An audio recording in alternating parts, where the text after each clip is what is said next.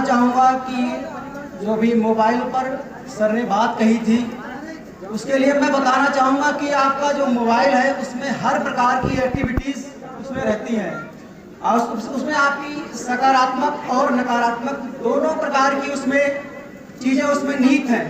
अब ये हमारी माइंड की अप्रोच, जो हमारी थिंकिंग है, जो हमारे सोच है, उस पर डिपेंड करता है कि हम इसको कैसा यूज करेंगे। और आजकल का जो जनरेशन हमारी है वो कम्प्लीटली क्या है, मोबाइल पर आधारित हो चुकी है। अगर उनका कैलकुलेशन में कुछ भी अगर थोड़ा सा लगता है तो तुरंत मोबाइल का यूज करते हैं।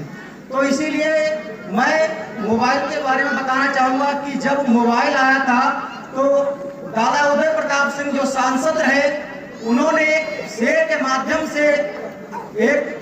माध्यम से मोबाइल को बताया था। मैं आपको बताना चाहूँगा कि हर फैसला होता नहीं सिक्का उछाल के, हर फैसला होता नहीं सिक्का उछाल के, ये दिल का मामला है जरा देखभाल के, ये दिल का मामला है जरा देखभाल के। और मोबाइल के दौर के आशिक को क्या पता, मोबाइल के दौर के आशिक को क्या पता कि हम कैसे खत में रखते थे कलेजा निकाल के, कि हम कैसे खत में रखते थे कलेजा निकाल के। क्योंकि आजकल क्या है, मोबाइल से आप हर समय बात कर सकते हो, ऑनलाइन बात करो आप, विभिन्न प्रकार के ऐप्स आपके पास हैं। लेकिन इससे पहले जब हमारे सैनिक वीर जवान खत में जब लिखा करते थे तो उनमें उनकी भावनाएं निहित हुआ करती थी। लेकिन आज का जो युग है वो मोबाइल पे बिल्कुल निर्भर हो गया। तो इसीलिए मेरे युवा साथियों, मैं आपसे ये कहना चाहूँगा कि आप लोग मोबाइल का लिमिटेड यूज करिए और पॉजिटिव वे में यूज करिए, ठीक है।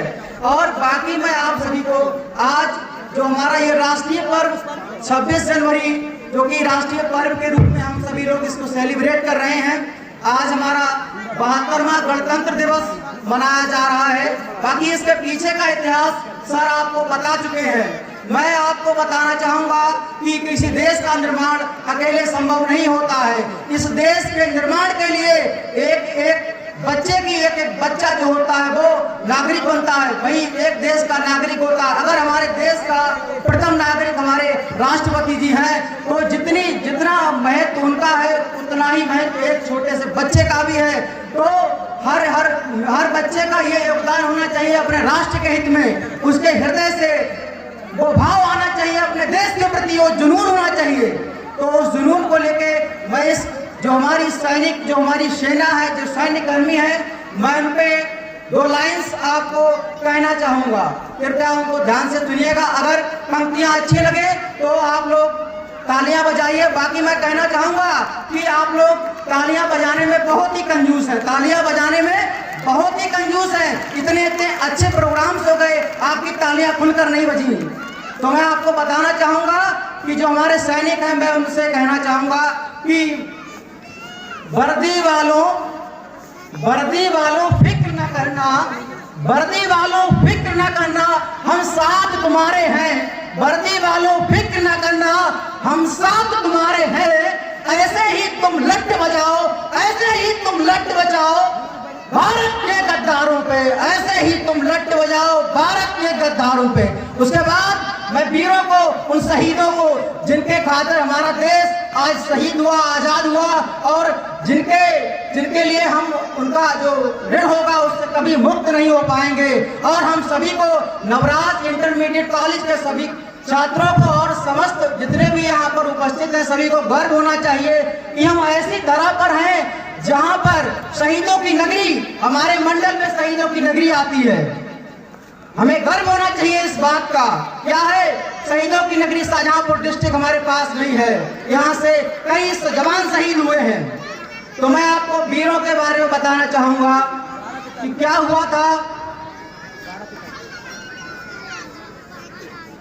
कि जो हमारे वीर जवान शहीदों ने इतना बलिदान दे दिया था, उनके बलिदानी के बावजूद हम स्वतंत्र हुए। उसके बाद हमारा गणतंत्र दिवस का हुआ। तो मैं वीरों के प्रति बताना चाहूँगा कि ना मंदिर के चरणामृत से, ना मंदिर के चरणामृत से, ना मंदिर के चरणामृत से, ना चमचम के पानी से, ना चमचम के पानी से हिंदुस्तान खड़ा है जिंदा, हिंदुस्तान खड़ा है जिंदा वीरों की कुर्बानी से, वीरों की कुर्बानी से। बहुत बढ़िया, जिंदाबाद।